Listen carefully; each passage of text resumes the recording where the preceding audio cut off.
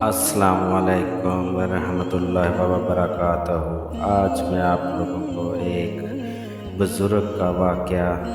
پڑھ کر سنانے جا رہا ہوں، جو کہ ایک ان پڑھ بزرگ کا قرآن کی سطروں پر انگلی پھیرنا ہے۔ ایک بزرگ کا قصہ ہے کہ انہوں نے قرآن مجید پڑھا نہیں تھا،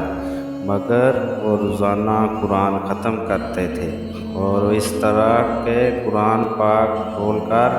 سامنے رکھ لیا اور شروع سے ہر ایک سطر پر انگلی پھیرنا شروع کر دی، اور اسی طرح تمام قرآن پاک شریف ختم کر دیتے۔ لوگوں نے آپ سے دریافت کیا کہ حضرت، آپ نے تو قرآن شریف پڑھا نہیں، پھر آپ یہ کیا کرتے رہتے ہیں؟ آپ نے جواب دیا، بے شک تم صحیح کہ میں نے قرآن شریف نہیں پڑھا، مگر میں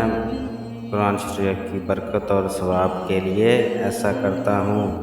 اور ہر ایک سطر پر جب انگلی پھیرتا ہوں تو کہتا ہوں، اے اللہ رحمت للعالمین، یہاں تک جو کچھ آپ نے فرمایا